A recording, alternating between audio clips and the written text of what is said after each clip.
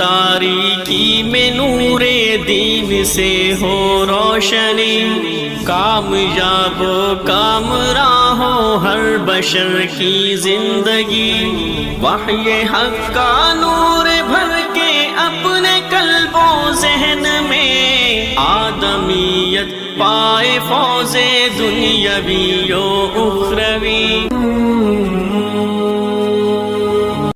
السلام علیکم ورحمۃ اللہ وبرکاتہ۔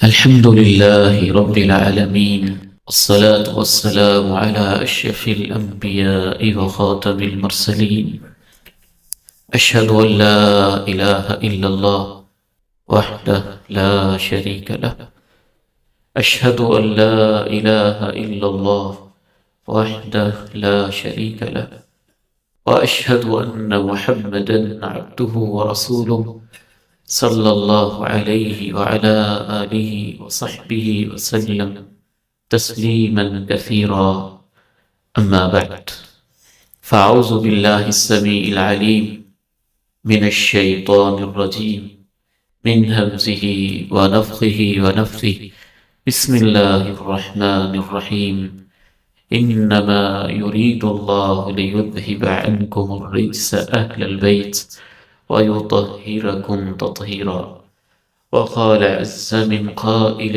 سبحانه وتعالى هذان خصمان اختصموا في ربهم فالذين كفروا قطعت لهم ثياب من نار يصب من فوق رؤوسهم الحميم۔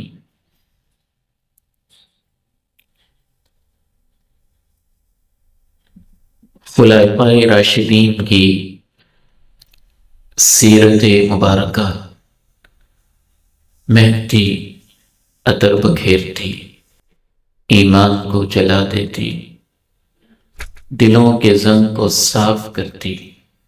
ان کی سیرت، ان کا کردار، ان کا اخلاص، ان کا اخلاق، اس حوالے سے ہماری گفتگو جاری ہے، اور آج آخری اور الوداعی دن ہے، اور آج ایک ایسی شخصیت کے ساتھ ہم چند لمحات گزاریں گے جو خلفائے راشدین میں اگرچہ مجموعی طور پر منقبت فضائل کے لحاظ سے چوتھے نمبر پہ ان کا نام نامی اسم گرامی ہے، لیکن خاندانی وجاہت کے لحاظ سے، حسب و نسب کے لحاظ سے، اللہ کے پیارے نبی علیہ السلام کے تعلق کے لحاظ سے ان کا جو مقام ہے وہ شاید کسی اور صحابی کو حاصل نہیں ہے، کیونکہ باقی خلفائے راشدین میں سے جناب علی رضی اللہ تعالی عنہ کی ایک اضافی شان یہ ہے کہ وہ اہل بیت اطہار میں سے ہیں، رسول اللہ صلی اللہ علیہ وسلم کے خالص خاندان میں سے ہیں، اور آپ کے خاندان میں سے ہونا ہی بشرطے کہ ایمان اور تقوی جذاب شامل ہو تو ایک بہت بڑا شرف ہے، بہت بڑا اعزاز ہے۔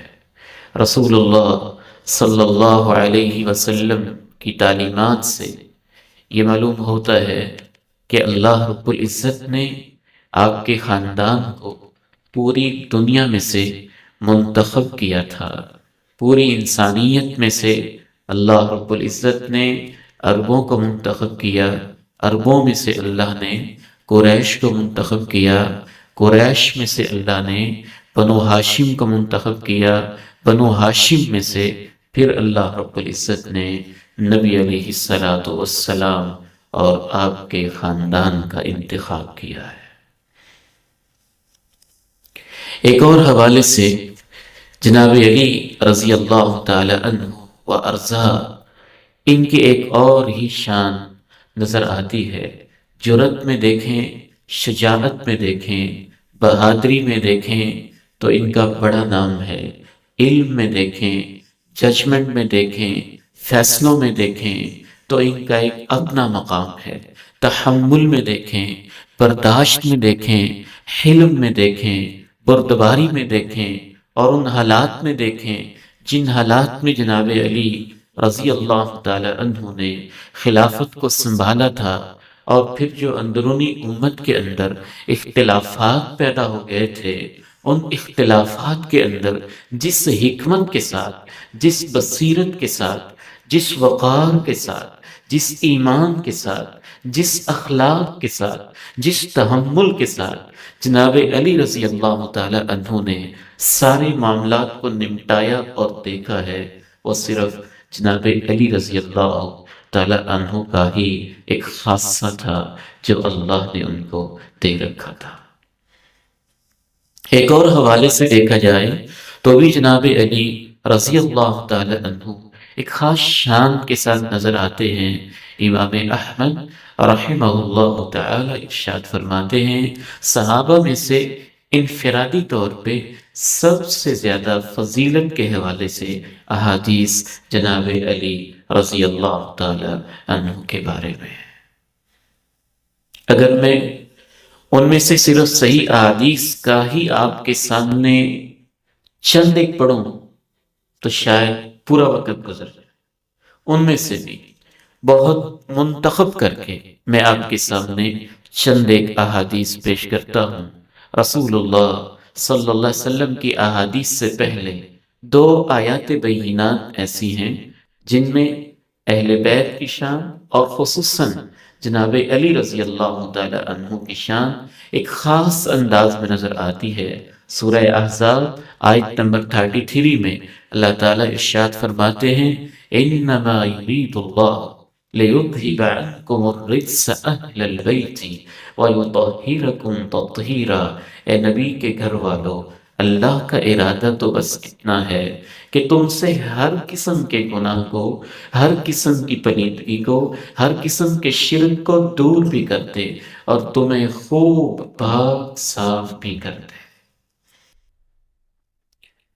تو ان گھر والوں میں جناب علی رضی اللہ تعالی عنہ بھی شامل ہیں۔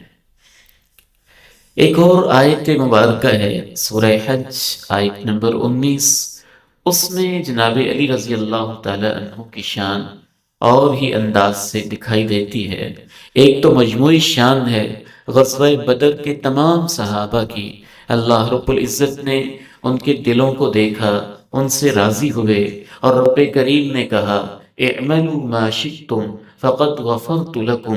اے میرے پیغمبر کے صحابہ، اپنی جانیں نچھاور کرنے والوں، آج کے بعد جو کچھ بھی تم کرو میں رب نے تمہیں پہلے ہی سے معاف کر دیا ہوا ہے۔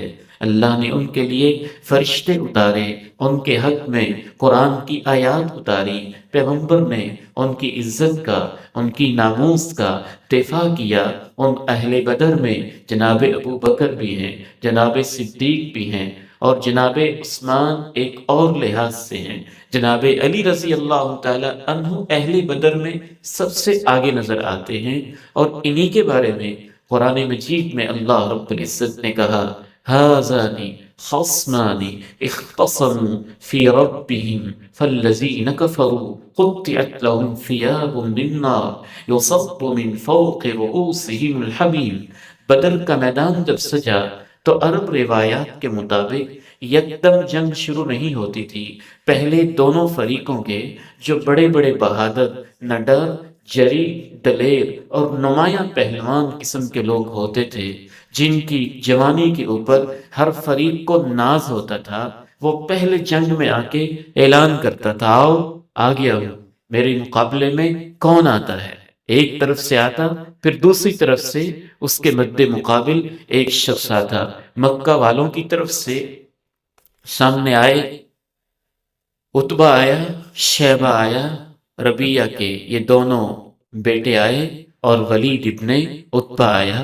یہ مکہ کے سردار گھرانے سے تعلق رکھتے تھے، اور انہوں نے جب آ کے للکارا تو ان کے مقابلے میں اللہ کے نبی علیہ السلام کے خاندان میں سے جناب علی آئے رضی اللہ عنہ، جناب حمزہ آئے آپ کے چچا رضی اللہ عنہ، حضرت عبیدہ بن حارث آئے رضی اللہ تعالی عنہ، اور جب یہ آمنے سامنے ہو گئے ایک اپنے باطل کے لیے اپنے بازو آزما رہا تھا اور دوسرا اپنے رب کے لیے جسم پہ تیر کھانے کی دعوت دے رہا تھا، تو اس موقع پہ ان کے بارے میں اللہ نے یہ آیت اٹھائی، ہَذَانِ خَصْمَانِ اخْتَصَمُوا فِي رَبِّهِمْ، یہ ہیں دو جنگ کرنے والے جو اپنے رب کی خاطر آج میدان میں اترے ہوئے ہیں۔ فَالَّذِينَ كَفَرُوا قُطِّعَتْ لَهُمْ ثِيَابٌ مِّن نَّارٍ، جو ان میں سے کفر کے لیے آئے ہیں ان کے لیے جہنم کی آگ کے کپڑے کاٹ کاٹ کے ان کو پہنائے جائیں گے، یُصَبُّ مِن فَوْقِ رُؤُوسِهِمُ الْحَمِیمُ، اور ان کے اوپر ابلتے ہوئے جہنم کے آگ کا کھولتا ہوا پانی انڈیلا جائے۔ خاص ہی اس کے اندر ان صحابہ کی شان نظر آتی جو مبارزت کے لیے میدان بدر میں دعوت مقابلہ دیتے تھے، رب کی خاطر اللہ پہ توکل اور یقین کرتے ہوئے میدان میں اترے ہوئے ہیں، نہ اپنی ذات، نہ اپنی خواہش، نہ اپنی لالچ، نہ دنیا کی کوئی غرض، صرف اللہ کی خاطر جنگ میں اترے ہیں، توحید کی خاطر اترے ہیں، لا الہ الا اللہ کے لیے اترے ہیں، شرک کے خاتمے کے لیے اترے ہیں۔ یہاں رک کے میں آپ سے ایک بات کہنا چاہتا ہوں کہ بعض دفعہ فرقہ واریت کا تعصب ایسا ہوتا ہے جو ہماری آنکھوں پہ پٹیاں باندھ دیتا ہے، ہم اندھے ہو جاتے ہیں، اور ایسے اندھے ہوتے ہیں کہ اگر ایک باطل اور گمراہ فرقہ کسی شخصیت کا نام لے رہا ہے تو اللہ تعالیٰ معاف فرمائے، بعض دفعہ خواہ مخواہی کچھ لوگوں کے سینوں میں کہ فلاں گمراہ فرقہ جناب علی کا نام لیتا ہے، اگر ان کی شخصیت کے بارے میں انسان کے اندر کوئی کمی آ جاتی ہے، کوتاہی آ جاتی ہے، تو اسے اپنے ایمان کی فکر کرنی چاہیے۔ ایسا تعصب اہل ایمان کو زیب نہیں دیتا ہے، بلکہ حقیقت تو یہ ہے، آگے بڑھ کے یوں کہنا چاہیے، علی تیرا نہیں ہے، علی میرا ہے، علی ان کا نہیں ہے جو گھوڑے کو پوجتے ہیں، علی ان کا نہیں ہے جو اللہ کے علاوہ کسی اور کو مشکل کشا کہتے ہیں، علی ان کا نہیں ہے جنہوں نے توحید کی دھجیاں بکھیری ہیں، علی ان کا نہیں ہے جو علی والوں سے، ابو بکر و عمر سے محبت نہیں کرتے ہیں، علی ان کا نہیں ہے جنہوں نے قدم قدم چپے چپے کے اوپر، علی تو غیر اللہ کی ساری ڈھیریوں کو مٹانے کے لیے نکلا تھا، اور جنہوں نے چپے چپے پہ ایک ایک ڈھیری کو غیر اللہ کے لیے بت جیسا سٹیٹس دے دیا ہے، علی ان کا نہیں ہے، علی تو ان کا ہے جس کے لیے علی میدان میں نکلا تھا، اور وہ لا الہ الا اللہ کے لیے نکلا تھا، شرک کے خاتمے کے لیے نکلا تھا، لا الہ الا اللہ کے لیے نکلا تھا، توحید کے اس بات کے لیے نکلا تھا۔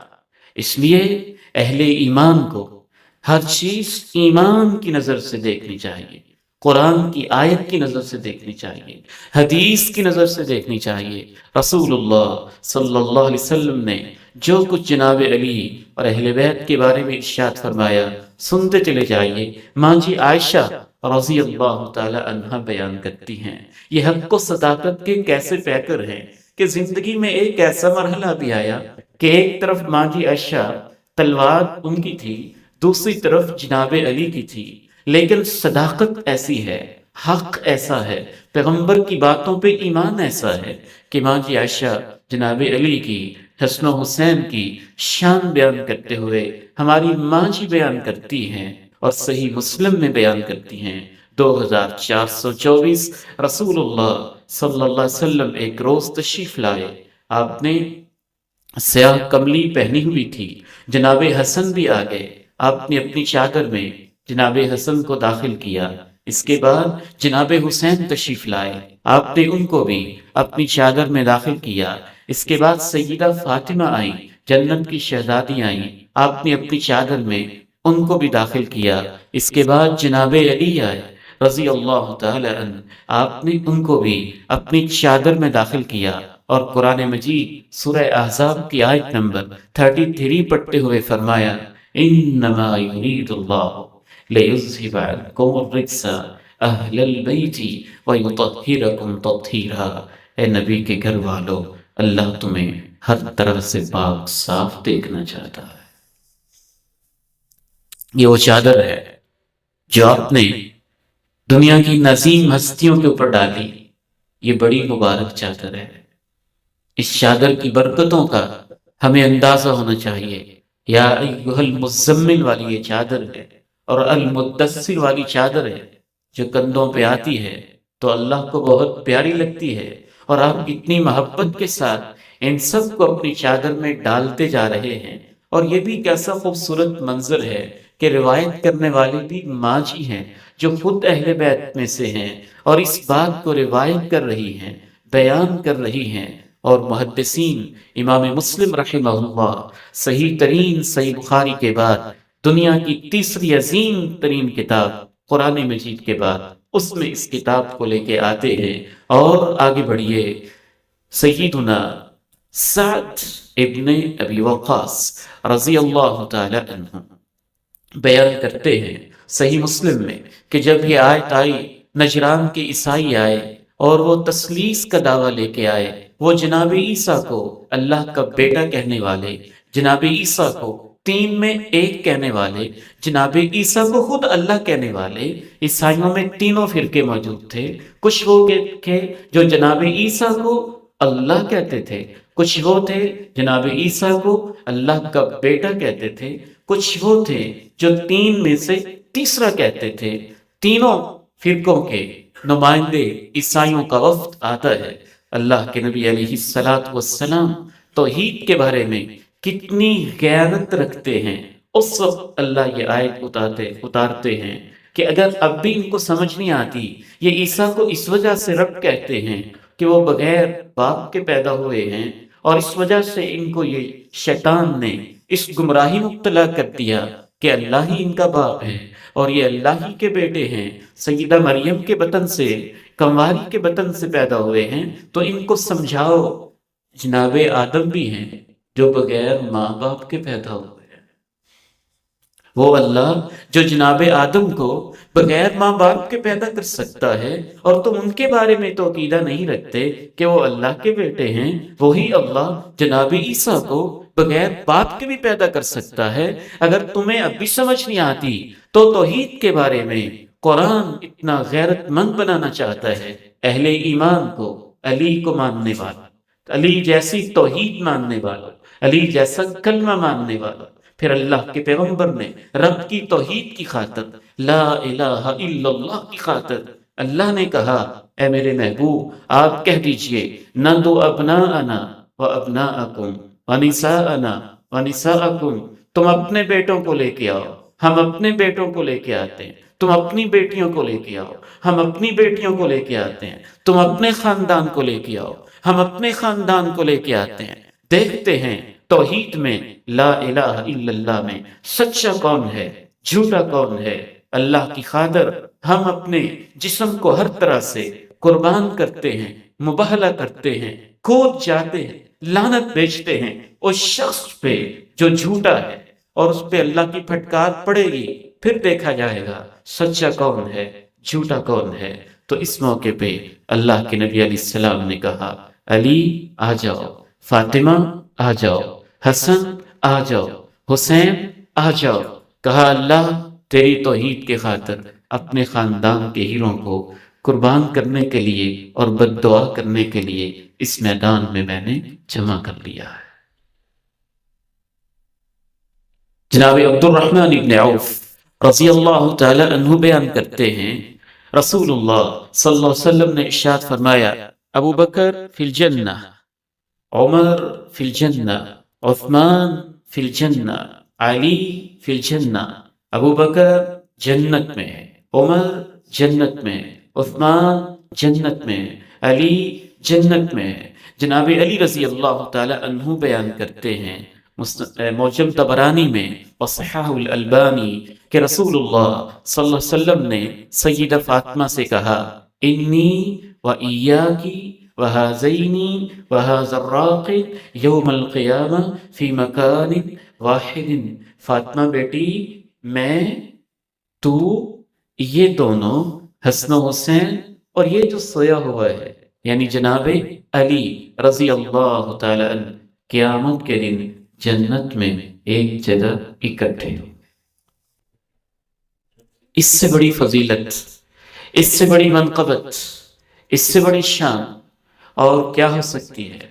نبی علیہ السلام کے گھرانے کی، اہل بیت اطہار کی ایک اپنی شان ہے، ایک اپنی عظمت ہے، ایک اپنا مقام ہے۔ اہل ایمان کے لیے اس کو پہچاننا اور دل سے پہچاننا اور دل میں اس کو جگہ دینا ایمان کا حصہ ہے۔ جناب علی رضی اللہ تعالی عنہ صحیح مسلم میں بیان کرتے ہیں، اور یاد رکھیے جس میں یہ سچی محبت نہیں ہے، کسی تعصب کی وجہ سے یا کسی ہٹ ڈرمی کی وجہ سے وہ اس محبت میں پیچھے چلا گیا ہے، تو اس میں منافقت کی نشانی ہے۔ رسول اللہ صلی اللہ علیہ وسلم ارشاد فرماتے ہیں والذی فلق الحب وبرأ النسب، مجھے اس ذات کی قسم ہے جو بیج کو پیدا کرتا ہے، مجھے اس ذات کی قسم ہے جو روح کو پیدا کرتا ہے۔ یہ اللہ کے پیغمبر نے جناب علی کہتے ہیں مجھے اللہ کا وعدہ دے کے کہا تھا علی اللہ یحبنی الا مؤمن ولا یبغضنی الا منافق، اے علی جو تجھ سے محبت کرے گا وہ مومن ہوگا، جو تجھ سے نفرت کرے گا وہ منافق ہوگا۔ علی سے محبت، علی کے عقیدے سے محبت، علی سے محبت، علی والے قرآن سے محبت، علی سے محبت، علی والے کلمہ طیبہ لا الہ الا اللہ سے محبت، علی سے محبت ابو بکر عمر عثمان جس سے علی کو محبت تھی، جن کے پیچھے علی نے نمازیں پڑھی، جن کے پیچھے علی نے جمعے پڑھے، ان سے بھی محبت۔ جب تک یہ ساری محبتیں جمع نہیں ہوں گی علی کی محبت کامل نہیں ہوگی، علی کی محبت مکمل نہیں ہوگی۔ علی سے محبت، علی کی ماں سے محبت، سیدہ عائشہ سے محبت، سیدہ خدیجہ سے محبت، اور علی کے بیٹوں سے محبت۔ آپ نے کہا علی، اور آپ کہتے ہیں کہ اللہ کا وعدہ دے کے مجھے کہا اللہ کے پیغمبر نے علی تجھ سے مومن محبت کرے گا، منافق تجھ سے نفرت کرے گا۔ حضرت سعد بن ابی وقاص رضی اللہ تعالی عنہ صحیح بخاری اور صحیح مسلم میں روایت کرتے ہیں کہ رسول اللہ صلی اللہ علیہ وسلم نے جناب علی سے کہا اما ترضى ان تكون مني بمنزلة هارون من موسى غير انه لا نبي بعدي، اے علی کیا تو اس بات پہ راضی نہیں ہے؟ اس سے کیوں پریشان ہوتا ہے کہ تو پیچھے ہم تجھے چھوڑ کے جا رہے ہیں مدینے کی نگرانی کے لیے بچوں عورتوں کے ساتھ؟ جناب علی نے کہا نا اے اللہ کے پیارے نبی، بین الاقوامی جنگ ہے، آپ مجھے بچوں کے ساتھ چھوڑ کے جا رہے ہیں، آج تو میں نے ہمت کے جوہر دکھانے تھے تو پریشان سے ہو گئے۔ آپ نے کہا علی کیا تو اس بات پہ راضی نہیں ہے کہ آج میں تجھے ویسے پیچھے چھوڑ کے جا رہا ہوں جیسے موسیٰ رب سے ملاقات کرنے کے لیے ہارون کو پیچھے چھوڑ کے گیا تھا؟ ہاں البتہ ہارون ایک نبی تھا اور میرے بعد کوئی نبی نہیں ہے۔ ایک اور حدیث سنیے جناب علی رضی اللہ تعالی عنہ اور اہل بیت اطہار کے بارے میں رسول اللہ صلی اللہ علیہ وسلم نے خصوصی طور پہ نصیحتیں بھی کی، جیسے آپ نے اپنے صحابہ کے بارے میں کہی ڈر کے رہنا اللہ سے، میرے صحابہ کے بارے میں ان پہ انگلیاں نہ اٹھانا، ایسے ہی آپ نے اپنے اہل بیت کے بارے میں مختلف مقامات پہ نصیحت کی۔ حجۃ الوداع کے سے واپس آتے ہوئے غدیر خم کے موقع پہ رسول اللہ صلی اللہ علیہ وسلم نے جناب علی کا ہاتھ پکڑا، کہا من کنت ولی فہذا ولی، جو مجھ سے محبت کرتا ہے وہ اس سے بھی محبت کرے، اللہم والی من والاہ، اے اللہ جو علی سے محبت کرے تو اس سے محبت کرنا، وعادی من آداہ، جو اس سے بغض کرے اے اللہ تو اس کو اپنا دشمن بنا لینا۔ انہی الفاظ کے ساتھ جامع ترمذی میں، نسائی میں، طبرانی میں، مستدرک حاکم میں یہ حدیث موجود ہے، اور یہ بالکل صحیح اور صحابہ سے تواتر کے ساتھ ثابت ہے۔ حضرت ابو ہریرہ رضی اللہ تعالی عنہ بیان کرتے ہیں صحیح مسلم جامع ترمذی میں رسول اللہ صلی اللہ علیہ وسلم نے ارشاد فرمایا لأدفعن الراية اليوم إلى رجل يحب الله ورسوله ويحبه الله ورسوله، آج میں خیبر کا قلعہ جب فتح نہیں ہو رہا تھا تو آپ علیہ السلام نے کہا آج میں جھنڈا ایک ایسے آدمی کو تھماؤں گا جو اللہ سے محبت کرتا ہے اور اس کے رسول سے محبت کرتا ہے، اللہ اس سے محبت کرتا ہے، اللہ کا رسول اس سے محبت کرتا ہے، سارے ہی گردنیں اٹھا اٹھا کے دیکھتے ہوں گے، انتظار میں ہوں گے کہ یہ قلعہ فتح ہونے کا نام نہیں لیتا، یہ کون خاص شخص ہے جس کا نام لے کے کہا گیا ہے کہ اس کے ہاتھ پہ اللہ خیبر کو فتح کر دے گا، میں اسے جھنڈا دوں گا۔ آپ نے کہا علی کہاں ہے؟ صحابہ نے بتایا کہ اس کی آنکھوں میں تو تکلیف ہے، اور آنکھوں میں آشوب چشم کی وجہ سے یا کسی اور تکلیف کی وجہ سے وہ تو بڑی شدت کی تکلیف میں ہے۔ آپ نے کہا جیسے بھی ہے اس کو بلاؤ۔ بلایا گیا، نبی علیہ السلام نے اپنا لعاب مبارک جناب علی کے ہاتھ پہ رکھا۔ جناب علی نے اس پیغمبر کی برکتوں والا، خیر والا، سعادتوں والا لعاب اپنی آنکھوں پہ یوں لگایا۔ جناب علی رضی اللہ تعالی عنہ کو پھر جھنڈا تھمایا۔ دیگر روایات کو ملانے سے پتہ چلتا ہے کہ پوری زندگی جناب علی کی آنکھوں میں پھر کبھی تکلیف نہ ہوئی، اور اللہ نے ان کے ذریعے خیبر کو فتح بھی کر دیا۔ اور چند لمحوں بعد آوازیں بلند ہوئیں، اللہ اکبر خریبت خیبر، اللہ اکبر خریبت خیبر، اللہ ہی سب سے بڑا ہے، خیبر آج کے بعد ویران ہے، خیبر آج کے بعد ویران ہے۔ جناب ابو ہریرہ رضی اللہ تعالی عنہ بیان کرتے ہیں، جامع ترمذی صحیح مسلم ابن حبان میں، رسول اللہ صلی اللہ علیہ وسلم حرا پہاڑ پہ ایک دن چڑھے، آپ کے ساتھ یہ چاروں اصحاب خلفائے راشدین بھی تھے، ابو بکر تھے، عمر تھے، عثمان تھے، علی تھے، طلحہ تھے، زبیر تھے، یہ 6 اصحاب تھے، اور پہاڑ حرکت کرنے لگا تو آپ نے فرمایا اے حرا تھم جا، فَإِنَّمَا عَلَيْكَ نَبِيٌّ او صدیق او شہید، تیرے اوپر جتنے بھی لوگ کھڑے ہیں ان کے صرف 3 ہی سٹیٹس ہیں، ان میں ایک نبی ہے، اس کے بعد ایک صدیق ہے، اور باقی اللہ کی راہوں میں شہید ہونے والے ہیں۔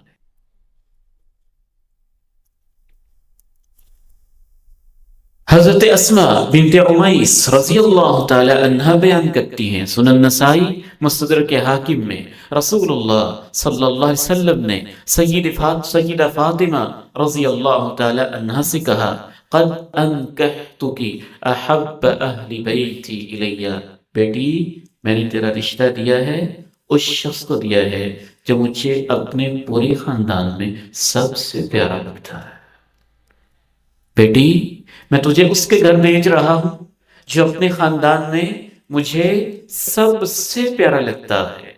صحیح بخاری میں حضرت عمر ابن الخطاب رضی اللہ تعالی عنہ عمر کے بارے میں 2 ڈگریاں بیان کرتے ہیں۔ اقرؤنا ابی، 2 صحابہ کے بارے میں 2 ڈگریاں بیان کرتے ہیں۔ سیدنا عمر اقرؤنا ابی و اقزانا علی، سب سے زیادہ صحابہ میں قرآن کا ماہر ابی ابن کعب ہے، اور سب سے زیادہ فیصلے اور پنچایت کا ماہر علی مرتضی رضی اللہ عنہ ہے۔ اس سے پتہ چلتا ہے ان کے علم بھی صحابہ کے اندر معروف تھا، اور بڑے بڑے صحابہ ابو بکر عمر جیسے جناب علی رضی اللہ تعالیٰ کے علم اور ان کے فیصلوں کے اوپر بڑے اطمینان کا اظہار کرتے تھے۔ اس کے علاوہ اصل بات یہ ہے کہ رسول اللہ صلی اللہ علیہ وسلم نے ارشاد فرمایا لوگ بھی ایسے ہی ہوتے ہیں جیسے مختلف کانیں ہوتی ہیں، جو سونے کی کان ہے اس سے سونا ہی نکلتا ہے، جو چاندی کی کان ہے اس سے چاندی ہی چاندی نکلتی جاتی ہے۔ تو آپ نے ارشاد فرمایا کہ لوگوں کے جو خاندان ہوتے ہیں ان کی بھی کانیں ہوتی ہیں۔ ایک خاندان ایسا ہے کہ اس سے بڑے بڑے بہادر ہی نکلتے جاتے ہیں، ایک خاندان ایسا ہے اس سے علماء نکلتے جاتے ہیں، ایک خاندان ایسا ہوتا ہے اس سے بڑے بڑے فیصلہ کرنے والے ججز نکلتے جاتے ہیں، ایک خاندان ایسا ہوتا ہے اس سے فلاں فلاں اخلاق و کردار اور شرافت کے پیکر نکلے جاتے ہیں۔ تو اس لحاظ سے جناب علی رضی اللہ تعالی عنہ کا جس خاندان کے ساتھ تعلق ہے اس خاندان کی بہت شان اور بہت عظمت ہے، اور اللہ کے نبی علیہ السلام نے بار بار کہا ہے اذکرکم اللہ فی اہل بیتی، اذکرکم اللہ فی اہل بیتی اذکرکم اللہ فی اہل بیتی۔ صحیح مسلم حدیث نمبر 2408 ہے۔ بیان کرنے والے جناب زید ہیں رضی اللہ تعالی عنہ، اور کیسے انداز سے بیان کرتے ہیں، الفاظ سننے والے اور توجہ سے سنیے گا۔ سیدنا زید رضی اللہ تعالی عنہ کہتے ہیں میں نے پیغمبر کی، ان کے پاس لوگ آتے ہیں، کہتے ہیں جناب زید آپ نے اللہ کے پیغمبر کو دیکھا ہوا ہے، آپ نے ان کی باتیں بھی سنی ہوئی ہیں، آپ نے ان کی قیادت میں جہاد بھی کیا ہوا ہے، آپ نے ان کے پیچھے نمازیں بھی پڑھی ہوئی ہیں، زید اس کے علاوہ پتہ نہیں کیا کیا خیر ہے جو آپ کی جھولی میں پڑ گئی ہے اللہ کے پیغمبر کے صحابی ہونے کی وجہ سے اور آپ کے ساتھی ہونے کی وجہ سے۔ آج ہمیں کوئی ایسی حدیث سنائیں جو آپ نے اللہ کے پیغمبر کی زبان سے خود سنی ہو۔ جناب زید رضی اللہ تعالیٰ کہتے ہیں بھتیجے بیٹھو، میں بوڑھا ہو گیا ہوں، لمبا عرصہ میں نے اسلام میں گزارا ہے، کچھ باتیں مجھے بھولنے لگی ہیں، کچھ باتیں مجھے بھولنے لگی ہیں، جو میں بیان کر دوں وہ قبول کر لے، اور جس میں مجھے کوئی کمی کوتاہی واقع ہو جائے تو اس کے بارے میں جو میں بیان نہ کروں مجھ سے زبردستی نہ پوچھنا۔ پھر آپ نے کہا ایک دفعہ اللہ کے پیغمبر علیہ الصلاۃ والسلام مکہ اور مدینہ سے کے درمیان میں حج سے واپس آتے ہوئے کھڑے ہوئے، اور آپ علیہ السلام نے صحابہ کے اجتماع سے ایک خطاب کیا، اور آپ نے کہا میرے صحابہ میرا رب کا پیغام ممکن ہے جلدی آ جائے، میں اللہ کے پاس چلے جاؤں، میں تمہارے اندر دو بڑی قیمتی چیزیں چھوڑ کے جا رہا ہوں، ایک اللہ کی کتاب ہے، اس کو تھامنا، اس میں ہدایت ہے، اس میں نور ہے، اس میں روشنی ہے۔ دیکھیں آج اللہ کی کتاب کے بارے میں امت کہاں کھڑی ہوئی ہے، ہم کہاں کھڑے ہوئے ہیں۔ یہ آپ کا الوداعی خطاب میں سے ایک خطاب ہے جس میں آپ امت کو کہہ رہے ہیں شاید میں رب کے پاس جانے والا ہوں، حج سے واپس آ رہے ہیں اور چند ماہ بعد رب کے پاس چلے بھی گئے۔ ایک ظالم نے تو یہ حشر کیا کتاب اللہ کا، یہ کہہ دیا کہ پوری ہی نہیں ہے۔ وہ علی کو ماننے والے کیسے ہو سکتے ہیں؟ انہوں نے اس حدیث کے اس حصے کو بلا دیا، اس حصے کو فراموش کر دیا، اور ہم نے جو حشر کیا کتاب اللہ کے ساتھ وہ بھی ہمارے سامنے ہے۔ پھر آپ نے کہا اے میری امت کے لوگوں دیکھو میرے گھر والوں کا خیال رکھنا، میرے گھر والوں کا خیال رکھنا، میرے گھر والوں کا خیال رکھنا، میں ان کے بارے میں تمہیں اللہ کی یاد دلا رہا ہوں۔ اس لیے ایک لمحہ بھر کے لیے بھی اور 1% بھی ایک مسلمان کے پاس یہ گنجائش ہی نہیں ہے کہ وہ کسی گمراہ فرقے کے گمراہیوں کی وجہ سے یا کسی خبیث اور بدتینت انسان کے جناب علی کے بارے میں غلط دعووں کی وجہ سے یا غلوب کی وجہ سے ہم اپنا ایمان کیوں برباد کریں، اپنا ایمان کیوں خراب کریں۔ نہیں، ہمارا ایمان اس کی اجازت نہیں دیتا۔ خطبہ حجت الوداع کے دوران بھی آپ نے جو اونٹنی پہ آپ نے خطبہ دیا تو اس میں ابھی آپ علیہ الصلاۃ والسلام نے امت کو اپنے گھر والوں کے بارے میں خصوصی طور پہ توجہ دلائی تھی۔ پھر یہ ہے کہ جناب علی رضی اللہ تعالی عنہ کے فضائل اس لحاظ سے بہت زیادہ ہیں کہ ان کے اپنے فضائل اپنی جگہ پہ ہیں، پھر ان کی اہلیہ اور سیدہ فاطمہ جنت کی شہزادی ان کے فضائل اور بہت سارے ہیں، پھر ان کے بیٹے جناب حسن ان کے فضائل اور بہت ہیں، پھر جناب حسین رضی اللہ تعالی عنہم اجمعین، یعنی یہ سارا جو گھرانہ ہے اس کے تو ہر فرد کے بارے میں علیحدہ علیحدہ فضیلت، علیحدہ علیحدہ ثواب، علیحدہ علیحدہ مقام، علیحدہ علیحدہ شان، اور اتنی شان آتی ہے کہ آپ کبھی یوں کہتے ہوئے بھی دکھائی دیتے ہیں حسنین کریمین کو پکڑ کے اللہم انی احبہما، اللہ یہ میرے پھول ہیں، میں ان سے محبت کرتا ہوں، تو ان سے محبت کرنا، اور جو ان سے محبت کرے اس سے بھی محبت کر۔ کبھی آپ فرماتے نظر آتے ہیں الحسن والحسین سیدہ شباب اہل جنہ، جو حسن و حسین ہیں یہ جنت کے نوجوانوں کے سردار ہیں۔ جناب علی رضی اللہ تعالی عنہ، بعض روایات کے مطابق اللہ کے پیغمبر علیہ السلام نے جب نبوت کا اعلان کیا 5 سال عمر تھی، دیگر روایات کے مطابق 10 سال عمر تھی، تیسری ایک روایت کے مطابق 15 سال عمر تھی۔ جمہور محدثین اور تحقیق کے مطابق یہی معلوم ہوتا ہے کہ آپ کی 10 سال کی عمر تھی، اور ان افراد میں سے تھے جنہوں نے سب سے پہلے اسلام قبول کیا تھا۔ تمام صحابہ کی جماعت میں سے سب سے پہلے علی الاطلاق جس نے اسلام قبول کیا وہ ایک عورت ذات ہے، سیدہ خدیجہ ماں جی رضی اللہ تعالی عنہا و ارضاہا، اور مردوں میں سے جس نے سب سے پہلے اسلام قبول کیا جناب ابوبکر ہیں، اور بچوں میں سے جس نے سب سے پہلے اسلام قبول کیا وہ جناب علی رضی اللہ تعالی عنہ و ارضاہ۔ پھر یہ بھی ہے کہ آپ علیہ السلام کی بعثت سے پہلے بھی ان کی زندگی اللہ کے پیغمبر کے ساتھ ساتھ گزری ہے، اور اس کے بعد بھی ساتھ ساتھ گزری ہے، اور دامادی کا شرف ملنے کے بعد تو اور لحاظ سے بہت ایک قریبی دن اور رات کا کئی حوالوں سے تعلق بھی پیدا ہو گیا ہے۔ آپ علیہ السلام نے خیبر کے موقع پہ جناب علی رضی اللہ تعالی عنہ کو الوداع کرتے ہوئے میدان میں اتارتے ہوئے یہ بھی کہا تھا، علی تیرے ذریعے سے اللہ اگر ایک شخص کو ہدایت دے دے تو تیرے لیے سرخ اونٹوں سے بھی بہتر ہے۔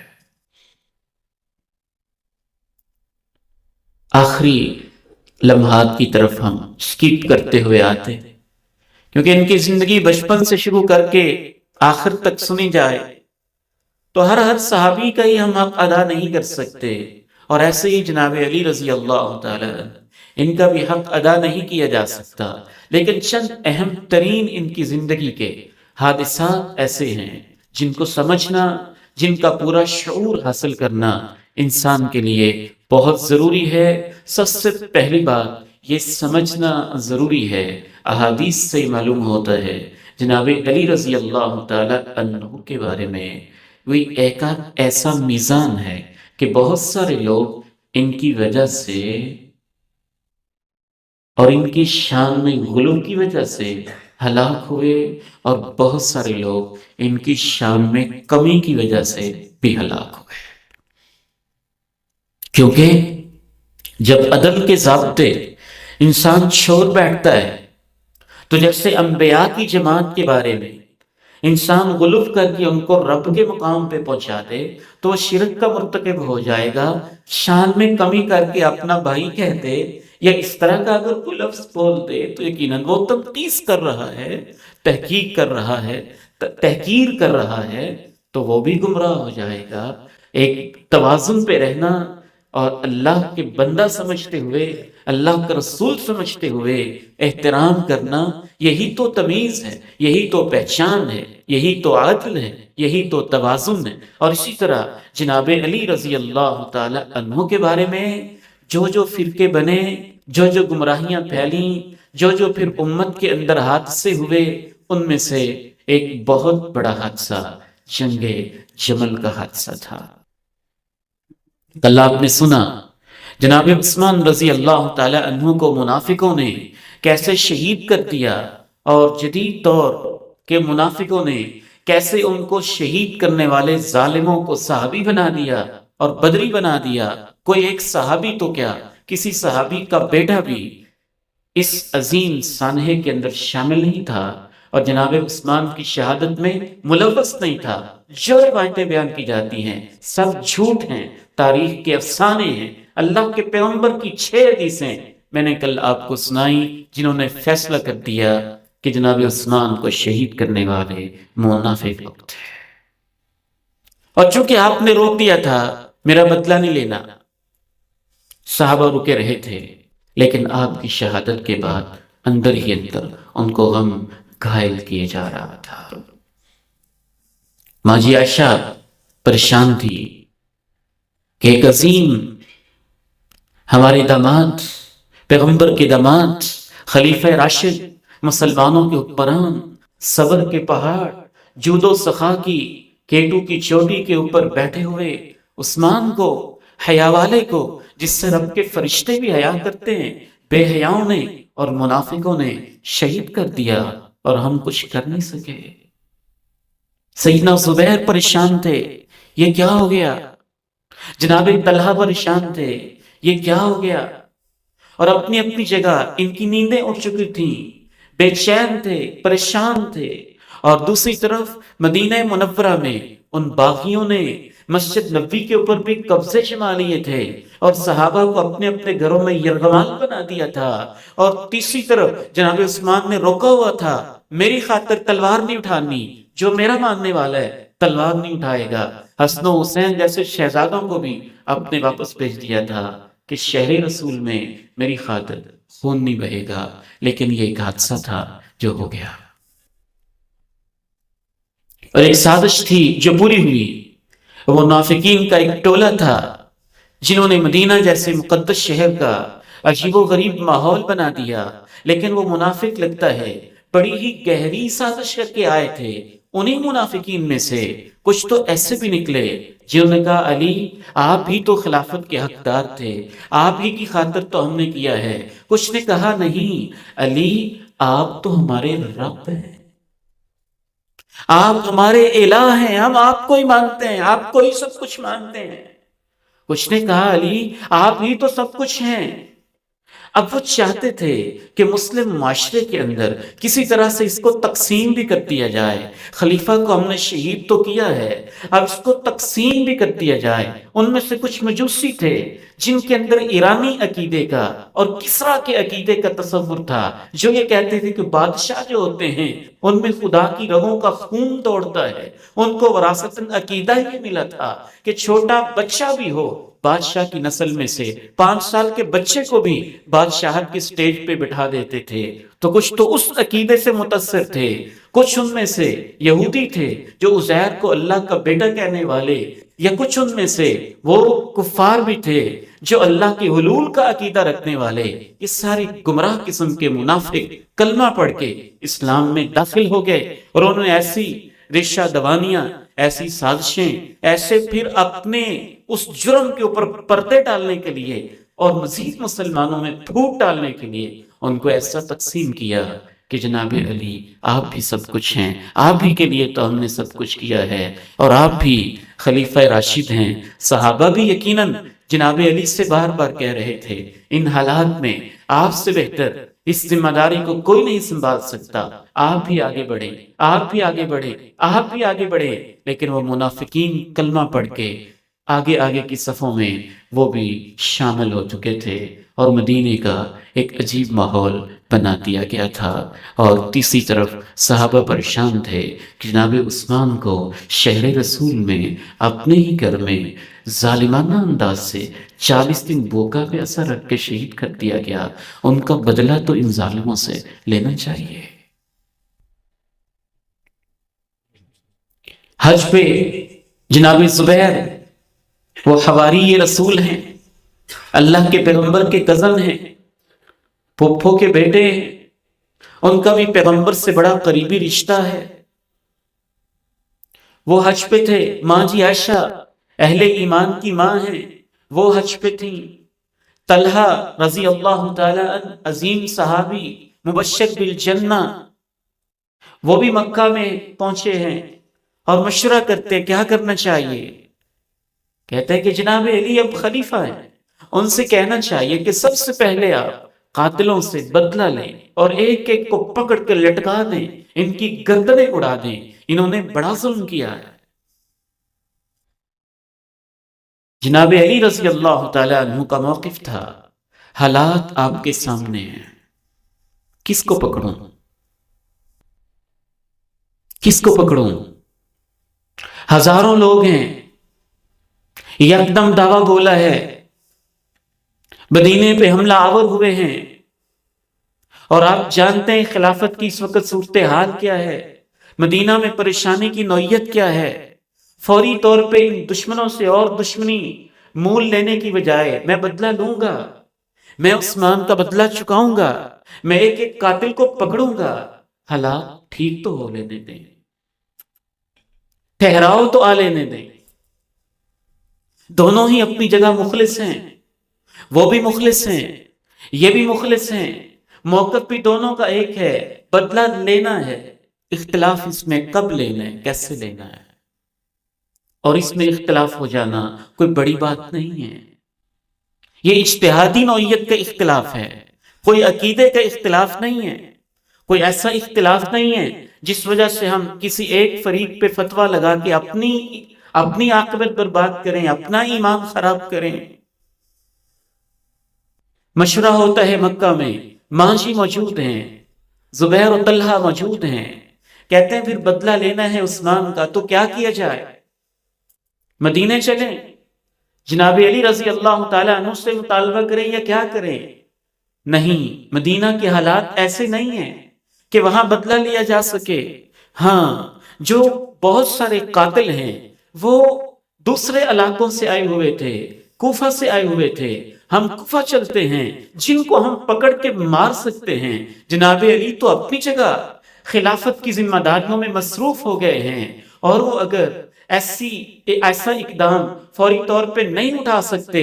خود جناب علی کے حق میں یہ ہے، یہ تو نہیں جب کوئی چاہے مسلمان خلیفہ کو اتارے یا اس کو شہید کر دے. کل کو جناب علی کے ساتھ بھی ایسا مسئلہ ہو سکتا ہے. ہم اپنے طور پہ جاتے ہیں، ہمارے ساتھ جناب عثمان کے خاندان میں سے اور امیہ کے خاندان میں سے امیر معاویہ رضی اللہ تعالی عنہ، ان کے پاس فوجیں بھی ہیں، طاقت بھی ہے، ان کا حق بھی بنتا ہے. وہ خاندانی لحاظ سے وارث بھی ہیں کہ ان کا اور جناب عثمان کا خاندان ایک ہے. میں عثمان کی ماں لگتی ہوں، زبیر بھی قریب کے رشتہ دار ہیں، امیر معاویہ بھی ان کے وارث بنتے ہیں. قرآن بھی کہتا ہے کہ جو مظلوم مارا جائے اس کے وارثوں کو ہم نے ایک حق دے رکھا ہے. ماں جی عائشہ کہتی ہیں چلے ہم مسلمانوں کو تیار بھی کرتے ہیں اور کوفہ میں جا کے افواج کو ساتھ میں لا کے امیر معاویہ کی سپورٹ لے کے ان کو قتل بھی کرتے ہیں کہ سفر ادھر کی طرف شروع ہو جاتا. شام کے قریب پہنچتے ہیں، ایک جگہ پہ پڑاؤ کرتے ہیں. جناب علی رضی اللہ تعالی عنہ کے علم میں بات آتی ہے. وہ وہاں کے ذمہ دار سے کہتے ہیں ماں جی سے پوچھیں کیسے آئیں گے، کیا مقصد ہے. وہ ماں جی کے پاس جاتا ہے، ماں جی کیسے آپ آئیں، کیا مقصد ہے. ماں جی بہت فقیہہ تھی، عالمہ تھی، ان کے پاس قرآن کی آیت تھی. کہا لا خیر فی کثیر من نجواہم الا من امر بصدقہ او معروف او اصلاح بین الناس. اللہ کا قرآن کہتا ہے کہ جو میٹنگیں کی جائیں ان میں کوئی خیر نہیں ہوتی. خیر اس میٹنگ میں ہوتی ہے جس میں یا تو صدقے کی بات کی جائے، یا اصلاح کی بات کی جائے، یا نیکی کی بات کی جائے. میں نیکی کی بات بھی کرنا چاہتی ہوں، اصلاح کی بات بھی کرنا چاہتی ہوں، اس نیت سے کرنا چاہتی ہوں. امت منتشر ہے، خلیفہ مظلوم کا بدلہ لیا جائے. کل کلاں کو یہ عادت بن سکتی ہے، جس کا دل چاہا جتھا بنایا، خلیفہ کو شہید کر دیا، خلافت کمزور ہو جائے گی. ہم اس سے بدلہ لینا چاہتے ہیں، ہمارا اور کوئی مقصد نہیں ہے. انہوں نے کہا جناب علی بھی تو بدلہ لینا چاہتے ہیں، تو آپ کے اور ان میں موقف میں فرق کیا ہے؟ ہم بھی بدلہ لینا چاہتے ہیں تو آپ علی کو پیغام پہنچائیں. جناب علی کو پیغام پہنچایا جاتا ہے. میں بھی تو بدلہ لینا چاہتا ہوں. میں تو صرف یہ کہتا ہوں ابھی حالات ایسے نہیں ہیں کہ میں فوری بدلہ لے لوں. میں بدلہ لوں گا، میں آپ سے وعدہ کرتا ہوں، لیکن اس وقت حالات اس ڈگر پہ ہیں کہ فوری طور پہ بدلہ لینا ممکن نہیں. ٹھیک ہو گیا.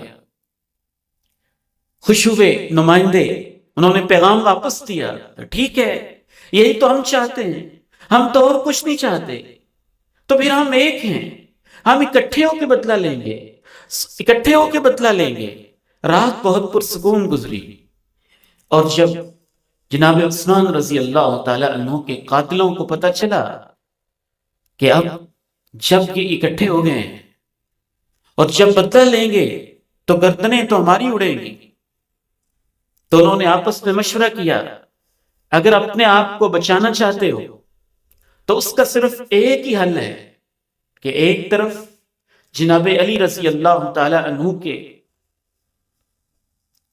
مجاہدین مخلصین مسلمان موجود ہیں، دوسری طرف جناب طلحہ و زبیر، عائشہ رضی اللہ تعالی عنہا، اور جو بھی جناب عثمان کا بدلہ فوراً لینا چاہتے ہیں وہ موجود ہیں۔ راتوں رات کچھ ادھر سے جاؤ کچھ ادھر جاؤ، ان کے بندوں پہ بھی حملہ کر دو اور ان کے بندوں پہ بھی حملہ کر دو، ادھر جناب علی کے ساتھیوں پہ حملہ کر کے کہہ دو طلحہ زبیر میرے معاویہ عائشہ کے لوگوں نے تمہارے اوپر حملہ کر دیا ہے، اور ادھر طلحہ و زبیر اور مانجی عائشہ کے لوگوں پہ حملہ کر کے یہ کہہ دو کہ تمہارے اوپر علی کے ساتھیوں نے حملہ کر دیا ہے۔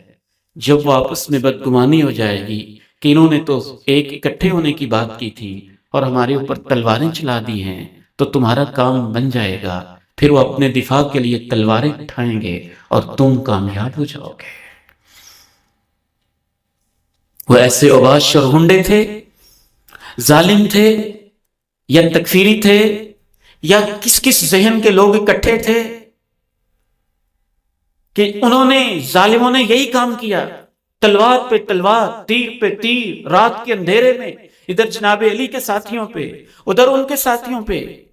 یہ ایک ٹولہ تھا باغیوں کا، منافقوں کا، سازشیوں کا، ظالموں کا، جن کی ماننے والے شاید آج بھی اکا دکا کہیں نہ کہیں مسلمانوں میں پھوٹ ڈالنے کے لیے آپ کو دکھائی دیتے ہوں گے، یا ان جیسی کچھ علامات ان کے اندر پائی جاتی ہوں گی۔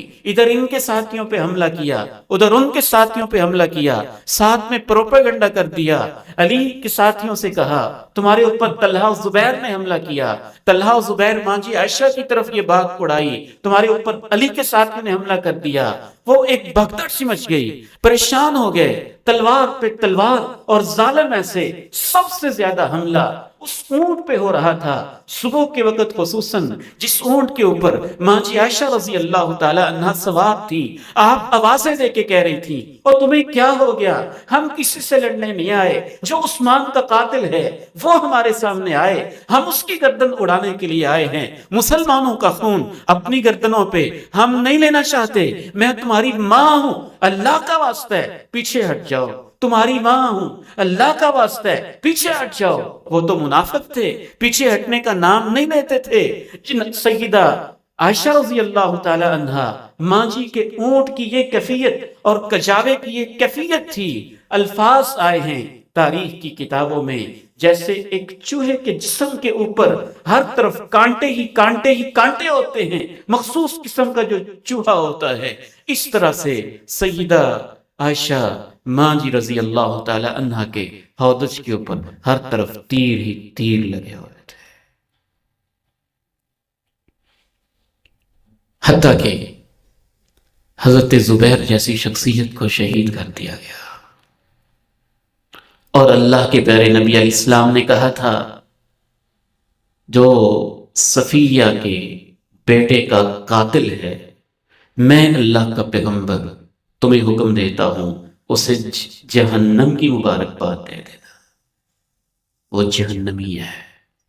کیا پتہ چلتا ہے یہ جہنمی تھا، یہ کوئی منافق گروہ تھا، یہ کوئی ایسا گروہ تھا جس کا دین ایمان کے ساتھ تعلق نہیں تھا، جو مسلمانوں میں پھوٹ ہی ڈالنا چاہتے تھے، اور انہوں نے اس طرح کی سازش کی تھی۔ اور سادہ لوگ صحابہ کرام رات کے اندھیرے میں، رات کی تاریکیوں میں اپنے اوپر زخم دیکھے اور اتنے سارے لوگوں کی یہ آوازیں دیکھ کے کہ ایسے ہی شاید کہیں ہو گیا ہے، پریشانی کے اندر مبتلا ہو گئے تھے۔ آخر کار جناب علی رضی اللہ تعالی عنہ نے سوچا کہ ماں جی عائشہ رضی اللہ تعالی عنہا جب تک اونٹ پہ بیٹھی رہیں گی یہ تیر چلتے رہیں گے، اور ان کا جو نمائندہ تھا، ان کے نمائندے نے یہ فیصلہ کیا کہ ان کے اونٹ کو کسی طریقے سے نیچے بٹھا دیا جائے، اس کی کوئی ٹانگوں کاٹ دیا جائے۔ کاٹ دیا گیا۔ ماں جی عائشہ کو بڑے احترام کے ساتھ، بڑی عزت کے ساتھ پھر جناب علی کے ہاتھ میں معاملات آئے، خود ماں جی کے پاس گئے، ماں جی آپ واپس تشریف لے جائیں، آپ واپس تشریف لے جائیں۔ اور جو کچھ ہوا اس وقت، اس پہ ایک طرف سیدنا علی رضی اللہ تعالیٰ عنہ اتنے پریشان، حسن بیٹے کاش آج سے 20 سال پہلے میں مر گیا ہوتا اور مجھے یہ دن نہ دیکھنا پڑتا۔ ماں جی عائشہ دوپٹہ رو رو کے بھیگ جاتا، کاش یہ معاملہ نہ ہوتا، کاش یہ سلسلہ نہ ہوتا، کاش یہ سلسلہ نہ ہوتا۔ 36 ہجری کی یہ بات ہے، اور 37 ہجری میں جناب امیر معاویہ رضی اللہ تعالی عنہ کا موقف ابھی بھی اپنی جگہ پہ برقرار ہے کہ 1 سال گزرنے کے بعد عثمان کے قاتل تو نہیں پکڑے گئے، میں تو یہاں 30 سال سے 40 سال سے 20 سال سے پہلے عمر کی طرف سے اس علاقے کا خلیفہ تھا، پھر عثمان کی طرف سے اس علاقے کا خلیفہ تھا، میرا تو جو خلیفہ تھا وہ عثمان تھا، عثمان شہید ہوا، اس نے مجھے معزول نہیں کیا، اس کی طرف سے کوئی آرڈر نہیں آیا، میں جب تک اس کے ایک گورنر کے طور پہ اور اس کے ایک چیف آف آرمی سٹاف کے طور پہ اس علاقے کے چیف آف آرمی سٹاف کی حیثیت سے اور ایک جنرل کی حیثیت سے میں جب تک اس کا بدلہ نہیں لوں گا میں تو آرام سے نہیں بیٹھوں گا۔ جناب علی رضی اللہ تعالی عنہ نے کہا آپ خلیفہ نہیں رہے، اس علاقے کے ذمہ دار نہیں رہے، میں آپ کو معزول کرتا ہوں۔ انہوں نے کہا میں نے تو ابھی آپ کی بیعت کی ہی نہیں، میں تو عثمان کی طرف سے مقرر کیا گیا، ان سے پہلے عمر کی طرف سے مقرر کیا گیا، اور میرا موقف بھی ٹھیک ہے، مجھے قرآن بھی حق دیتا ہے کہ میں ایک وارث کی حیثیت سے اپنے خاندان کے اور خاندان کا بھی وہ فرد جو وقت کا خلیفہ ہے بدلہ لے سکتا ہوں، قرآن مجھے حق دیتا ہے، میں بدلہ لیے بغیر نہیں بیٹھا۔ جناب علی رضی اللہ تعالی عنہ کو مجبور ہو کر اقدام کرنا پڑا، شام کے علاقے میں پہنچے، صفین کے مقام پہ پہنچے، 37 ہجری میں مسلمانوں میں پھر دوبارہ ہی ایک سازش کے تحت بالآخر تلواریں اٹھ گئی۔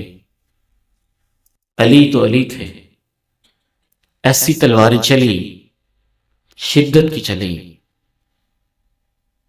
ایک سمجھدار انسانوں نے قرآن مجید کو اپنے نیزوں پہ اٹھا کے کہا مسلمانوں نہ لڑو، صلح کر لو اللہ کی خاطر۔ یہ اللہ کا قرآن ہے، جو یہ فیصلہ کر دے اپنے میں سے کسی کو ثالث مقرر کر دو، اس کو مان لو، لڑائی بند کر دو۔ 3 دن لڑائی جاری رہی، اور ان 3 دنوں میں سیدنا علی رضی اللہ تعالی عنہ کی جو حکمت تھی، جو بصیرت تھی، جو ایمان تھا، وہ اپنی نوعیت کا تھا۔ کہا میں نے اللہ کے پیارے نبی سے سنا تھا، آپ نے کہا تھا علی فاطمہ جب بستر پہ جاؤ نا 33 دفعہ سبحان اللہ، 33 دفعہ الحمدللہ، 34 دفعہ اللہ اکبر پڑھنا ہے۔ اتنے سال گزر گئے، 37 ہجری کی بات ہو رہی، تو اس سے 5 سال پہلے بھی کہا تو 40 سال کا اوپر عرصہ گزر گیا ہے۔ علی نے اپنے محبوب سے، اپنے پیغمبر سے وظیفہ سنا تھا، آج تک نہیں چھوڑا ہے۔ پوچھنے والے نے پوچھا جب صفین کی جنگ ہو رہی تھی اور گمسان کے مار کے تھے، لاشیں گر رہی، تب بھی نہیں چھوڑا تھا؟ کہا تب بھی نہیں چھوڑا تھا، اس رات بھی میں نے یہ وظیفہ پڑھا تھا۔ صلح کی بات ہوئی تو جناب علی تو تیار ہیں،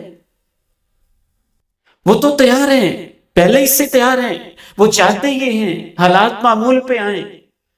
ثالث مقرر کر دیے گئے، جناب موسیٰ اشعری رضی اللہ تعالی عنہ ثالث ہیں، عبداللہ بن عمرو بن عاص رضی اللہ تعالی عنہ صحابہ ہیں اللہ کے پیغمبر کے، ثالث ہیں، اور ان میں سے اکثر صحابہ اس جنگ میں شریک نہیں ہوئے تھے۔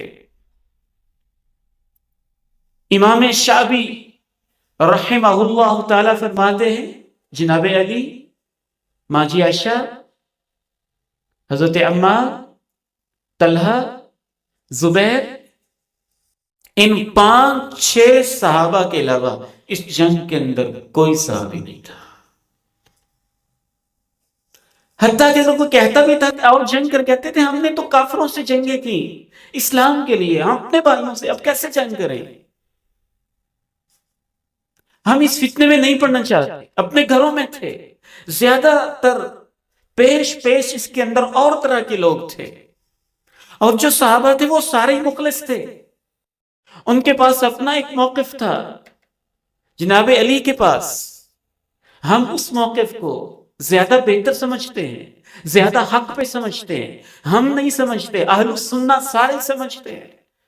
تقریباً اس پہ اجماع ہے کہ موقف جناب علی رضی اللہ تعالی عنہ کا بہتر تھا، کہ حالات ایسے تھے اور لوگ بھی ایسے تھے، تعداد بھی ایسی تھی، فوری طور پہ بدلہ لینا ممکن نہیں تھا، حالات کا انتظار کیا جاتا تو بہت بہتر ہوتا۔ لیکن دوسری طرف ماجی عائشہ رضی اللہ تعالی عنہ ہیں، دوسری طرف سیدنا زبیر ہیں جو حواری رسول ہیں، دوسری طرف طلحہ ہیں، دوسری طرف امیر معاویہ ہیں جو کاتب وحی ہیں، اللہ کے پیغمبر کے بددر اللہ ہیں، اور قرآن کو اپنے ہاتھوں سے لکھنے والے، تقریباً 5 پاروں کے لکھنے میں شرکت کرنے والے ہیں۔ اب یہاں پہ جب بات آئی کہ صلح کر لی جائے تو صلح کے لیے تو جناب علی تیار ہی تھے۔ کون تھا جو تیار نہ ہوتا؟ مسلمان تھے، اور جن کے ہاتھ میں اب اس وقت قیادت چل رہی تھی وہ تو یہ چاہتے تھے۔ صلح کی بات جب ہوئی تو پھر اس موقع کے اوپر اسلام کے سب سے پہلے 3 فرقے بن گئے۔ ایک فرقہ بڑا ہی بدترین فرقہ رافضیوں کا تھا، جن کو ہم فرقہ نہیں سمجھتے، منافق سمجھتے ہیں۔ رافضی سے مراد وہ لوگ جو جناب علی رضی اللہ تعالی عنہ سے محبت میں غلو کرتے ہیں، محبت کا دعویٰ کرتے ہیں، صحابہ کو گالیاں دیتے ہیں۔ شیعہ اور ہیں، رافضی اور ہیں۔ شیعہ تو ہم صرف ان کو سمجھتے ہیں جو جناب علی رضی اللہ تعالی عنہ سے باقی صحابہ کی بنسبت زیادہ محبت کرتے ہیں، باقی صحابہ سے ان کو ابو بکر و عمر سے، عثمان سے افضل سمجھتے ہیں۔ تو یہ ایک اجتہادی نوعیت کا اختلاف ہے، وہ ہمارے بھائی ہیں۔ بلکہ ہم تو ایسے شیعہ بھائیوں کو بھی دعوت دیتے ہیں کہ اپنے اندر سے ان کالی بھیڑوں کو نکالیں۔ اس امت کو اگر اکٹھا کرنا ہے، تمہیں بڑا درد ہے اور اچھا درد ہے، وحدت امت پہ کانفرنسز بھی ہوتی ہیں، کبھی اس کے اندر یہ ایجنڈا بھی لے کے آؤ، خبردار جو ہمارے نام پہ کبھی کسی نے ابو بکر کو گالی دی تو امت اکٹھی ہوگی۔ تم اپنی صفوں میں ان گندے لوگوں کو، رافضیوں کو نکالو جو یہ کہتے ہیں کہ عمر پہ لعنت ہو، امت اکٹھی ہوگی۔ جب تک ابو بکر صدیق جیسی ہستی پہ لعنت دینے والے تمہارے اندر گندے اور غلیظ رافضی موجود رہیں گے، امت کیسے اکٹھی ہوگی؟ یہ امت تو اکٹھی ہونا چاہتی ہے۔ ایک امت میں کون ہے جو اہل بیت سے محبت نہ کرتا ہو؟ اور اس امت میں وہ کون ہے جو اہل بیت کی آڑ میں ابو بکر صدیق، عثمان اور ماجی عائشہ پہ گالیاں برداشت کر جائے؟ اکٹھا کرنے کا فارمولہ تو یہ ہے کہ وہ فرقہ جو اس وقت نکلا تھا، جس کی بنیاد عبداللہ ابن سبا نے رکھی تھی اور جس نے غلط طریقے سے تشیع کا دعویٰ کیا تھا، وہ حقیقی تشیع نہیں تھے، وہ حقیقی جناب علی سے محبت کرنے والے نہیں تھے، وہ تو منافق تھے۔ عبداللہ بن سبا ان کا بانی تھا، سازشی ٹولہ تھا، مسلمانوں کو لڑانے کے لیے آئے تھے۔ ان گندے لوگوں کو اپنے آپ میں سے باہر نکالیں تو اہل تشیع پھر ہمارے بھائی ہیں۔ امت کو اکٹھا ہونا چاہیے۔ کون ہے جو یہ نہ چاہتا ہو کہ امت اکٹھی ہو؟ تو ان کو رافضی کہتے ہیں۔ رافضی سے مراد وہ لوگ جو اہل بیت میں غلو کا نام لیتے ہیں، دعویٰ کرتے ہیں، لیکن صحابہ کو گالیاں دیتے ہیں۔ وہ سچا شیعہ نہیں ہے، وہ علی کا سچا شیعہ نہیں ہے، وہ تو رافضی ہے، وہ تو منافق ہے۔ کیونکہ علی تو خود صحابہ سے محبت کرتا ہے، وہ ماں کو ماں کہتا ہے، احترام کے ساتھ ان کو روانہ کرتا ہے، صلح کے لیے تیار ہو جاتا ہے، حتیٰ کہ جو مقابلے میں آئے ان کے جنازے بھی پڑھاتے ہیں، ان کے جنازے بھی پڑھاتے ہیں۔ اور وہ بھی احترام کرتے ہیں. حتیٰ کہ میرے معاویہ سے پوچھا گیا کہ آپ علی کی بیعت کیوں نہیں کرتے؟ کہ آپ یہ سمجھتے ہیں خلیفہ آپ کو ہونا چاہیے؟ نہیں، میں اپنے آپ کو علی کو اپنے آپ سے کئی گنا بہتر سمجھتا ہوں. وہ اللہ کے پیغمبر کے خاندان میں سے ہیں، وہی خلافت کے حقدار ہیں. میرا تو صرف یہ موقف ہے کہ میں اپنے خاندان کے فرد عثمان مظلوم کا بدلہ لیے بغیر چین سے بس بیٹھ نہیں سکتا. وہ کرسی نہیں چاہتے تھے، وہ خلافت نہیں چاہتے تھے. ایک دن نہیں دعویٰ کیا جناب معاویہ نے کہ علی خلیفہ ٹھیک نہیں ہے. نہیں، کہا جب تک بدلہ نہیں ہوگا میں بیعت نہیں کروں گا. بدلہ لے لیں گے، بیعت کروں گا، یہی میرے خلیفہ ہے، میں انہی کو خلیفہ سمجھوں گا. لیکن جب تک میں اپنے شہید خلیفہ کا بدلہ نہیں لے سکتا تب تک تو انہوں نے مجھے یہاں بھیجا ہے، تو میں انہی کی طرف سے ہوں. اور میں اتنے علاقے میں 30 سال سے افواج کا سربراہ ہو کے کئی بر اعظموں کو فتح کر کے اپنے خلیفہ کا بدلہ نہ لے سکوں. بس ان کا یہ موقف تھا. کب یہ دشمن تھے؟ یہ تو دونوں ہی بھائی تھے. غلط فہمیاں تھیں، منافقوں کی سازشیں تھیں جس نے عارضی طور پہ ان کو علیحدہ کر دیا. پھر یہ آپس میں مل گئے. جب صلح کی بات چلی تو 3 بڑے فرقے پیدا ہوئے. ایک فرقہ روافض کا پیدا ہوا، رافضیوں کا پیدا ہوا، جنہوں نے صحابہ کو کافر کہا، صحابہ کو گالیاں دی، نعوذ باللہ ماں جی تک کو کافرہ کہا اور اس طرح کے فتوے لگائے. دوسرا فرقہ ناصبیوں کا پیدا ہوا. ناصبی وہ تھے جنہوں نے کہا طلحہ، زبیر، عائشہ یہ ٹھیک ہیں اور علی غلط ہے. نعوذ باللہ انہوں نے اہل بیت کو کافر کہہ دیا. وہ ادھر گمراہ ہو گئے، یہ ادھر گمراہ ہو گئے. ایک تیسرا فرقہ پیدا ہو گیا، وہ ان سے بھی گندا تھا، وہ ان دونوں سے بھی عجیب تھا ایک لحاظ سے. ان کو خوارج کہتے ہیں، خارجیوں کا فرقہ. انہوں نے کہا اچھا اللہ کے کلام کے ہوتے ہوئے علی نے اور معاویہ نے فیصلہ بندوں کے سر پہ ڈال دیا ہے. یہ کیا بات ہوئی؟ اللہ کا کلام فیصلہ کرتا ہے، قرآن فیصلہ کرتا ہے، انہوں نے بندوں پہ فیصلہ ڈال دیا ہے، اللہ کے علاوہ کسی اور کو جج بنا لیا ہے. یہ دونوں ہی نعوذ باللہ کافر ہو گئے ہیں. یہ 3 خطرناک فرقے تھے جو اس وقت امت میں سب سے پہلے فرقے پیدا ہوئے، اور تینوں ہی کے اثرات، ان کے جراثیم یا ان کے ماننے والے آج تک کہیں نہ کہیں کسی نہ کسی انداز میں موجود ہے. خوارج کے فرقے کے بارے میں بھی اللہ کے پیغمبر نے نشاندہی کی ہوئی تھی. جناب علی کے محبت یا نفرت کے حوالے سے جو غلو فرقے کرنے والے ہوں گے ان کی بھی آپ نے نشاندہی کی ہوئی تھی. قربان جائیے، امام کائنات تشریف فرما تھے اور ایک شخص اٹھا تھا، اس نے کہا اے محمد، نعوذ باللہ من ذالک، اس کا لہجہ دیکھیں، انداز دیکھیں، اے محمد انصاف کر، انصاف. جناب عمر غیرت میں آئے، اللہ کے نبی اجازت دیں تو میں اس کی گردن اڑا دوں؟ منافق لگتا ہے. آپ کا نام کیسے لیتا ہے اور آپ کو کیا کہہ رہے؟ آپ نے کہا عمر رک جاؤ، یہ ایک نہیں ہے، اور اس کی نسل سے ایسے لوگ پیدا ہونے والے ہیں، جب وہ نمازیں پڑھیں گے نا تو میرے صحابہ تم ان کے مقابلے میں اپنی نمازوں کو حقیر سمجھو گے. عبادت بھی کریں گے، قرآن پڑھیں گے، لیکن اوپر سے ان کے اندر قرآن نہیں اترے گا، میرے دین سے یہ نکل جائیں گے. ایک نشانی تمہیں بتاتا ہوں، ان میں صحیح بخاری اور صحیح مسلم کی حدیث ہے. ایک نشانی تمہیں بتاتا ہوں، ان میں ایک بندہ ہوگا کالے رنگ کا ہوگا، اس کا ایک بازو نہیں ہوگا، یہ والا کلائی نہیں ہوگی، یہ بازو نہیں ہوگا، یہاں سے بس اس کا نا ایسے جیسے عورت کا پستان ہوتا ہے، ادھر سے ایسے سا ٹنڈا سا ہوگا، کالا رنگ ہوگا، بازو نہیں ہوگا، عورت کے پستان کی طرح یہاں بس اس کا ایک گوشت کا لوتھڑا سا ہوگا. اور اس وقت نکلیں گے جب میری امت تقسیم ہو چکی ہوگی، اس وقت نکلیں گے جب میری امت تقسیم ہو چکی ہوگی. پھر آپ نے ایک روایت میں ارشاد فرمایا اگر میں ان کو پالوں تو ایسے ماروں جیسے اللہ نے قوم عاد کو تباہ کیا تھا۔ تو وہ لوگ تیسرا فرقہ تھا، انہوں نے کہا یہ دونوں ہی کافر ہو گئے۔ الحمدللہ ایک چوتھا گروہ تھا جو صحابہ کا گروہ تھا، جو تابعین کا گروہ تھا، جو ائمہ کا گروہ تھا، جو اہل السنہ کا گروہ تھا، جو حق والوں کا گروہ تھا، ایمان والوں کا گروہ تھا، توحید والوں کا گروہ تھا، قرآن والوں کا گروہ تھا، علی والوں کا گروہ تھا، معاویہ والوں کا گروہ تھا، ماشی کا گروہ تھا، اور دوسری طرف اہل بیت کا بھی گروہ تھا۔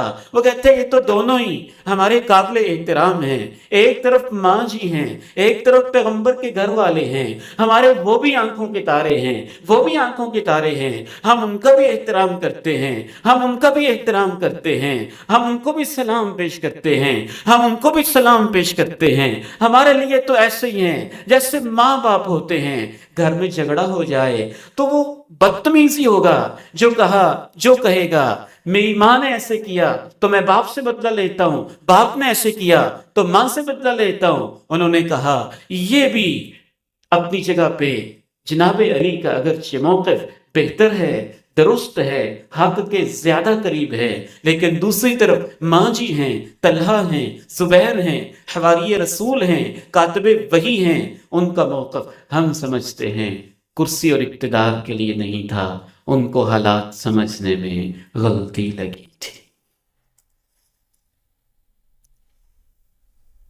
لہذا ہم دونوں کی محبت کو اپنے سینے میں جمع کرتے ہیں، اور اسی طرح ہی امت جمع ہو سکتی ہے، اسی طرح ہی امت اکٹھی ہو سکتی ہے۔ لیکن خارجی ایسے ذلیل نکلے، ایسے کمینے نکلے کہ انہوں نے تو اس کو اپنی انا کا مسئلہ بنا لیا، اور ان میں سے ایک شخص نے جناب علی رضی اللہ تعالی عنہ کو جبکہ نماز فجر کے لیے جا رہے تھے، امت کو بیدار کر رہے تھے، قرآن پڑھتے پڑھتے، کلمہ پڑھتے پڑھتے شہید کر دیا۔ کیسے ظالم لوگ ہوتے ہیں، دین کا نام کیسے استعمال کرتے ہیں، کہاں استعمال کرتے ہیں، کس رنگ میں استعمال کرتے ہیں، اور کیا کچھ کر جاتے ہیں۔ انا للہ و انا الیہ راجعون۔ اس شخص پہ لعنت ہے جس نے اللہ کے پیغمبر کو، داماد کو، اتنی عظیم ہستی کو، جن سے محبت ایمان کا حصہ تھا، شہید کر دیا۔ اور شہید کرنے والا عبد الرحمن ابن ملجم اپنی طرف سے اتنا پکا مومن تھا، اس کے بڑے نے تو اللہ کے پیغمبر پہ فتویٰ لگا دیا تھا۔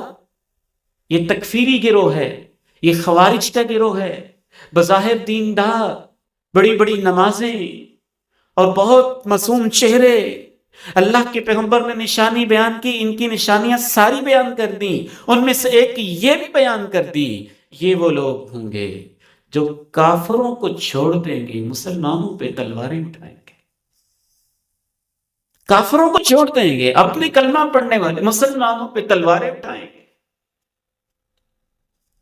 انہوں نے جناب علی رضی اللہ تعالی عنہ کو شہید کیا، اور آپ کی شہادت کے بعد سیدنا حسن رضی اللہ تعالی عنہ خلیفہ ہوئے، اور سیدنا حسن رضی اللہ تعالی عنہ کے بارے میں اللہ کے پیغمبر نے کہا تھا میری امت تقسیم ہو جائے گی، جب تقسیم ہوگی تو حسن کے ہاتھوں پہ اللہ ان میری امت کے گروہوں کی صلح کروا دے گا۔ انہوں نے جناب امیر معاویہ رضی اللہ تعالیٰ عنہ سے صلح کر کے کہا آپ ذمہ داری سنبھالیں، مجھے نہیں چاہیے، امت اکٹھی ہونی چاہیے۔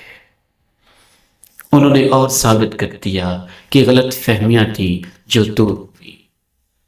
اگر وہ نعوذ باللہ جناب معاویہ کو کافر سمجھتے ہوتے تو پھر تو یہ ان کی طرف سے بزدلی ہوتی، پھر وہ ان کو امت کی خلافت دیتے، ذمہ داری دیتے، اور اس سال کو پھر اجتماعیت کا سال کہا گیا، جمع ہونے کا سال کہا گیا۔ رب کریم سے دعا ہے کہ اللہ تعالیٰ ہمیں سارے حقائق کو صحیح معنی میں سمجھنے کی توفیق نصیب فرمائے۔ ہم اللہ کو گواہ بنا کے کہتے ہیں یا اللہ، ہم اپنے دلوں سے یہ دعا بھی کرتے ہیں، دل میں یہ عقیدہ بھی رکھتے ہیں، نہ ہم خارجی ہیں، اے میرے مولا ہمیں خوارج کے گروہوں سے بچا، نہ ہم رافضی ہیں کہ ہم صحابہ کے اوپر تبرہ بازی کریں۔ اللہ ہمیں اس گمراہی سے اور اس لعنت سے محفوظ رکھنا۔ نہ ہم ناصبی ہیں کہ اللہ کے پیغمبر کے اہل بیت سے، اہل بیت اطہار سے ادنا درجے میں اپنے سینوں میں کسی قسم کی کوئی بات رکھیں۔ اللہ ہمیں اس لعنت سے بھی محفوظ کروانا۔ ہم اہل السنہ ہیں، یعنی اللہ کے پیغمبر کی سنت والے ہیں، پیغمبر کے طریقے والے ہیں، پیغمبر کی ہدایت والے، پیغمبر کی رہنمائی والے ہیں۔ اللہ اسی پہ ہمیں زندہ رکھنا، اسی پہ ہمیں موت دینا۔ اور جناب معاویہ، سیدنا علی، ماجد عائشہ، سیدنا طلحہ، سیدنا زبیر، سیدنا حسن، سیدنا حسین، سیدتنا فاطمہ، سیدت نساء اہل الجنہ، ابوبکر، عمر، عثمان، اے اللہ ہمیں ان سب کے ساتھ اپنی جنتوں میں اکٹھا فرما دینا۔ وآخر دعوانا ان الحمد للہ رب العالمین۔